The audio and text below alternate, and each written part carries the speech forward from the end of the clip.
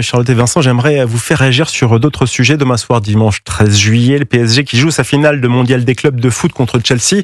Le match sur le terrain et peut-être le match aussi chez nous en France. Chat échaudé, crâne l'eau froide. Après les violences famées lors de la finale de Ligue des Champions, on s'attend à tout demain soir. D'ailleurs, le préfet de police de Paris, Laurent Nunez, est sur ses gardes. C'est ce qu'il a dit sur BFM TV ce matin. On n'est pas dans le scénario du pire, évidemment non. On mobilise 11 500 effectifs au total sur les 2 jours. Et pour toute l'agglomération parisienne, on a l'habitude de gérer les grands événements, on a l'habitude de gérer les 14 juillet. Pour l'instant, on n'a pas connaissance de rassemblement, on n'a pas connaissance de risque. Mais nous, on se prépare quand même toujours à ce qu'il y ait des troubles à l'ordre public. Il y a les violences urbaines, évidemment, qui nous inquiètent. Traditionnellement, il y a toujours quelques tensions dans les quartiers, avec des prises à partie des forces de l'ordre, des jets de projectiles, des jets de mortier sur nos effectifs. Ouais. Et donc, on aura un dispositif très dense, partout, sur Paris et dans l'agglomération parisienne. Déjà 2000 mortiers d'artifice saisis, c'est ce qu'a annoncé le préfet de police de Paris, Laurent Nunez. 11 500 policiers mobilisés pendant ces 2 jours, Charlotte Dornelas. Un week-end à risque. Oui, bien sûr, un week-end. Ouais, je vais vous dire, nos forces de l'ordre vont être très mobilisées et vont pas compter leurs heures. Absolument. Et le mot qui me fait le plus de peine, en fait, dans la déclaration parce que je crois que c'est vraiment le mot, dans la déclaration de Monsieur Nunez, c'est le mot traditionnellement. Parce qu'il a pas tort, je ne lui reproche pas l'usage du mot, mais il est vrai que depuis quelques années, alors c'est pas une tradition millénaire, contrairement à d'autres, mais depuis quelques années, il est vrai que le 14 juillet, le 31 décembre et autres dates qui s'invitent ici et là dans ce qui devrait être des joies collectives et ce qui a été pendant longtemps. Les voitures calcinées, comptées par centaines. D'ailleurs, on fait plus de décompte maintenant. Des joies collectives et on le voit, c'est la même injustice qui est faite d'ailleurs et on l'a beaucoup commenté aux véritables adeptes du football au moment de la finale du PSG et des scènes d'émeutes qu'on a vues dans la foulée. C'est la même injustice qui est faite aux Français dans leur ensemble le 14 juillet et le 31 décembre. Finalement, ce sont des gens qui prennent le prétexte ici et là vraiment de scènes de joie, normalement de ce qui devrait rester des scènes de liesse collective pour casser, s'en prendre aux forces de l'ordre, aux pompiers. A priori, personne ne va mettre un pied sur les Champs-Élysées. Les forces de l'ordre vont bloquer tous les accès, les stations de métro fermées. Oui. Là, a priori, ça va être. Mais en fait, il y a 2 choses. Il y a 2 sujets qui s'ajoutent, je pense, là-dessus. Il y a un sujet de maintien de l'ordre et Laurent Nunez et son travail, c'est normal que ce soit celui-ci qu'il commente. Il y a un sujet de maintien de l'ordre qui se pose à des dates précises ou à l'approche d'événements où on craint en effet ces débordements. On voit de plus en plus souvent, et avec la mort de ce militaire là aujourd'hui, on voit de plus en plus souvent des attaques au couteau, et là c'est dans les boîtes de nuit, à la sortie des soirées, et on le voit de plus en plus dans des villes où on ne s'attendait pas à ce que ça arrive il y a encore quelques années. Et donc, ça révèle aussi un sujet qui n'est pas juste un sujet de maintien de l'ordre. Il y a un décrochage, je sais pas comment dire, mais c'est pas sécuritaire le mot, c'est un décrochage tout court en fait d'une partie de la jeunesse présente en France. Il n'y a plus limite. Ah oui, pour qui mais c'est pire qu'il y a plus de limite, c'est que pour qui un moment de joie et le moment de ne pas faire le tri entre ses pulsions et la pulsion de destruction remplace celle de joie, et tout ça est dans une confusion totale. Franchement, c'est triste en fait. Moi, quand j'entends 11 000 policiers mobilisés pour la fête nationale, et 50 000 sur tout le pays, j'ai mal au cœur en fait, surtout. Vincent Roy. C'est la fête nationale, c'est-à-dire la fête de la nation.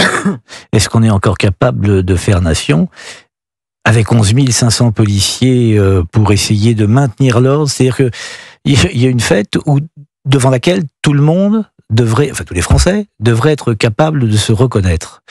Le sentiment patriotique, on en parlait justement avant avec Jean-Luc Thériault.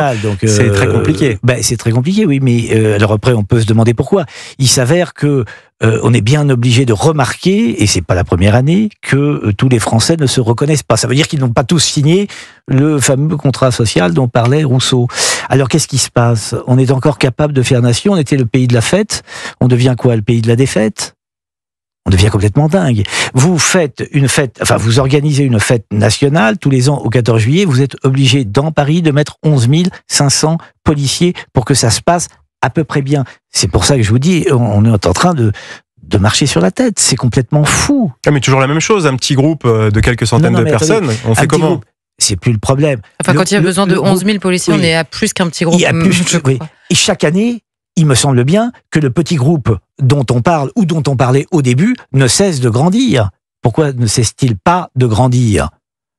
on peut quand même légitimement se poser la question.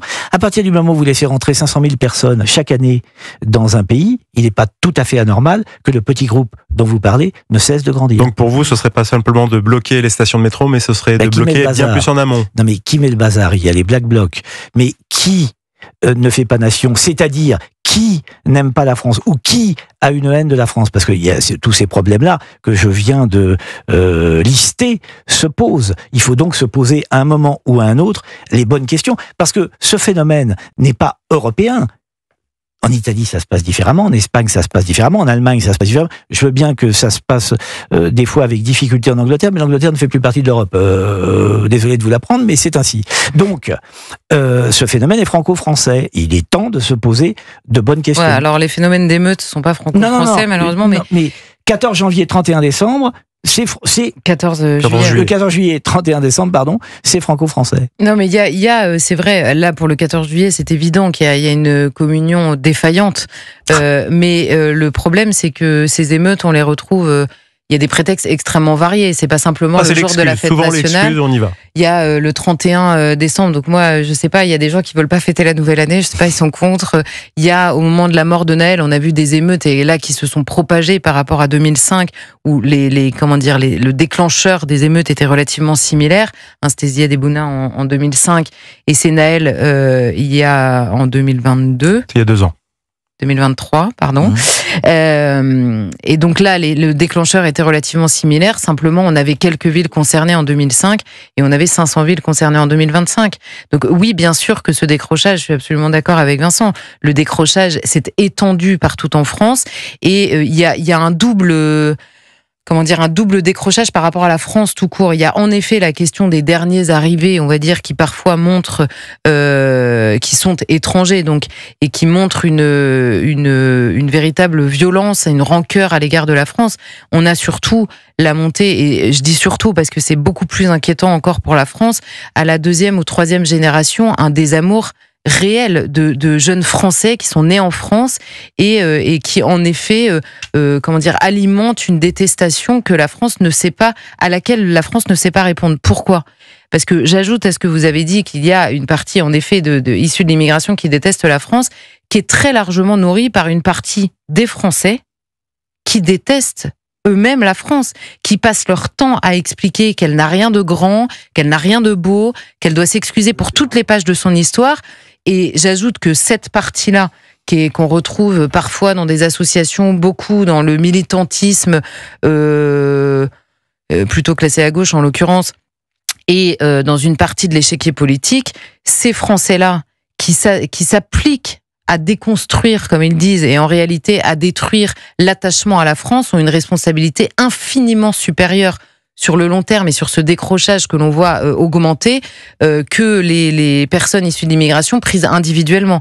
Maintenant, on a un énorme problème. C'est pour ça que je vous disais tout à l'heure, évidemment qu'à la veille du 14 juillet, il faut traiter le problème sécuritaire, mais plus largement, il faut quand même se demander, et le judiciaire derrière. Et le judiciaire, bien sûr, que j'intègre, on va dire, dans la question sécuritaire, mais au-delà de ça, il faut se poser la question de qu'est-ce qu'on offre justement. On se dit, on n'arrive plus à faire nation, mais c'est quoi la nation ? Sur quoi on se retrouve ? Même ce débat-là, on n'est pas capable de l'avoir calmement. On n'est pas capable de se poser la question. Quand François Bayrou explique, on va se poser la question, qu'est-ce qu'être français ? Immédiatement, il est classé, renvoyé à l'extrême droite, traité de facho, terminé, le débat n'a jamais lieu. Mais qu'est-ce qu'être français ? Ça semble être une question, alors qui fait un peu mal au cœur, parce que pendant des centaines d'années, ça a été une évidence pour tout le monde. Maintenant, si la question se pose, posons-la.